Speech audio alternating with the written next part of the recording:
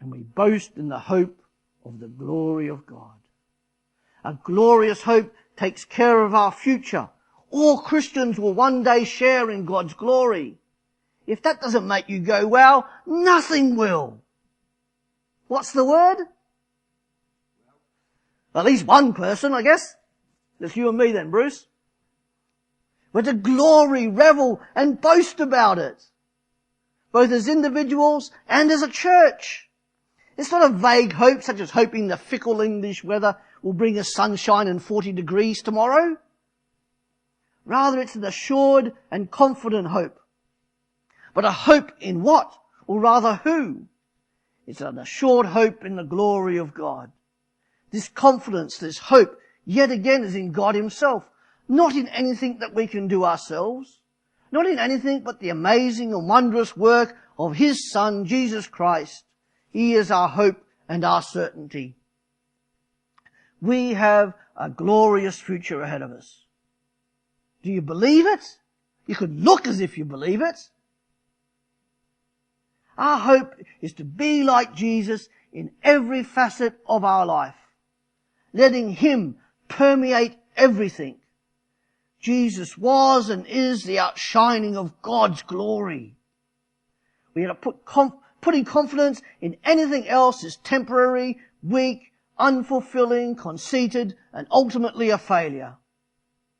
But hope in the glory of God is wondrous, joyful, fulfilling, strong, confident, eternal, and bold. Who or what is your hope in tonight? If it is in anything else but in God and his glory, then you still have time to change your mind and your heart. Change the focus of your hope to the glory of God and away from all those other things that seek to derail, decay, and destroy. One such person who has made peace with God is Stephen. And I invite him up here now to tell us briefly his story. Thanks, Stephen.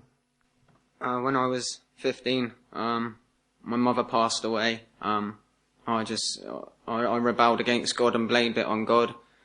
Became violently hateful, and just went about inflicting suffering on creation. I used to torture animals and violently lash out at people. I fell to drug addiction on numerous occasions, to alcoholism.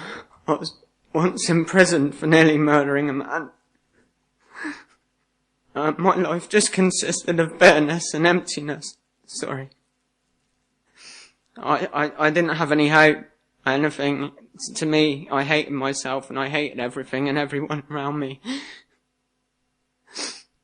There was just nothing worth living for. I tried to end my life on numerous occasions. I spent time in psychiatric hospitals, numerous drug overdoses, and for years my life was just like that. I used to try and find identity in music, and I used to listen to very violent, devil-worshipping music and stuff, and I don't know, one day I heard a song called Redemption, and it was just singing about God. I didn't really think about it too much, and I don't know, I started to think about God a bit more, and one morning I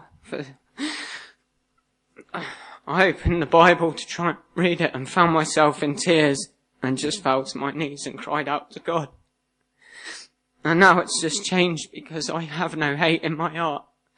It's just a beautiful love for every person in this world. I can't hate anyone, and I know that sin is rife in this world and it brings so much sorrow and chaos and hurt. But the only way I can show people Jesus Christ in this world is through his love. And that's where I find peace and joy, is through the cross, through what he took on Calvary, through the wickedness. You know, I'm no good man. I'm a wretched man. I'm an evil sinner. But this man gave everything for me, gave everything for us. And there's great hope in what I have found. And I think anyone can find it if they haven't found it. Sorry, thank you.